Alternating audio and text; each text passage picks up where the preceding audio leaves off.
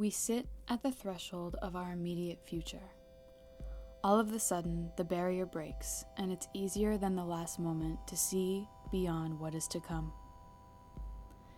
We're here now, but we're in a special, almost ethereal space of being able to make the connections of how we got here, where we're going, and how the current moment is above all the most precious. February into March marks a time known as Pisces season, a time ruled by the stoic and high wisdom of Neptune, an outer planet that is the second slowest moving in our solar system. Neptune and Pisces take on the unconscious aspects of life, the way we connect to spirit, the things that seem so magical and dreamlike to be real that we can sometimes interpret them as illusion. Magic, the shift from the dark to the light. How does it happen? The answer is through Pisces and Neptune's otherworldly character that brings to light the unexplainable things in this universe. Pisces is a mutable water sign, in ancient astrology ruled by Jupiter, and holds the feminine duality of this rulership, while Sagittarius was considered the masculine side of Jupiter. A damp time that is brewing something deep. We cannot see it, but we can feel it. As the sun beams closer to us for the first time since autumn, we approach the tangible change in the air. As the solstices can be seen as the cardinal leaders, forging a way and calling in the action needed for change, the equinoxes can be seen as the awareness that pulls that action to fruition. Now is when we can see both the light and the dark from the same perspective. We know the good and the bad, the yin and the yang, and we take heed to what that means to us for another solstice. Pisces is considered the last season of the zodiacal year.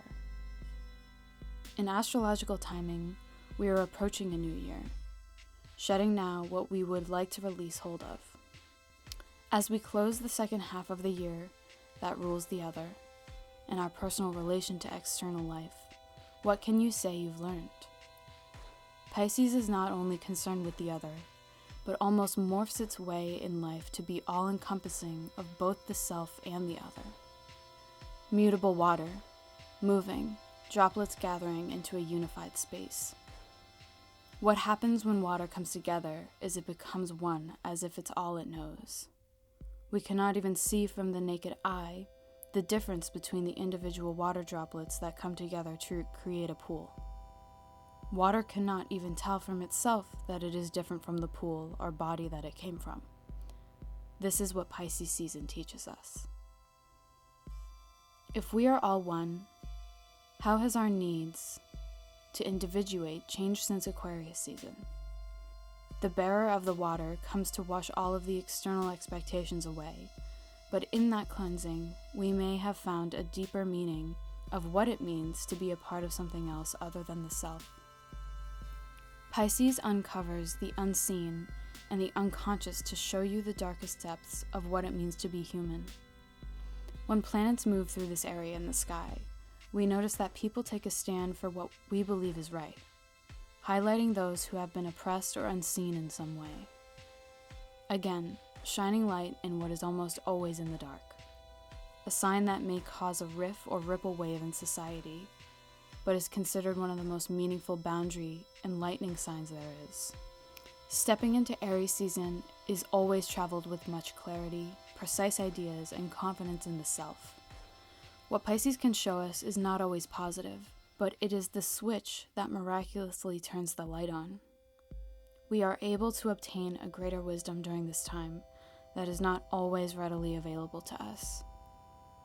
As we conclude this darkness of the year, stay open to what is not in front of the eyes, but what is present in the heart. How can you best follow a path that is unseen to you currently? Where would it lead you? How would you intuitively know what is right for you or for others? I want to thank you all for listening to these excerpts. As I build the foundations for Brilliant Pit, this has been one of my favorite things that I look forward to creating every month.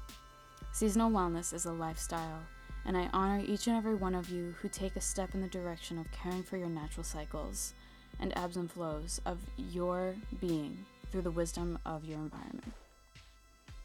With this, I want to tell you about the Spring Seasonal Guide to Optimal Living that is available to download in my Etsy shop, including 5 spring recipes native to the Northeast, 5 self-rejuvenation exercises that will connect you with the practical ways you can embrace this transition, and lastly, a regenerative journal prompt page intended to support your goals and aspirations as we move from water to wood, sleep into awakening.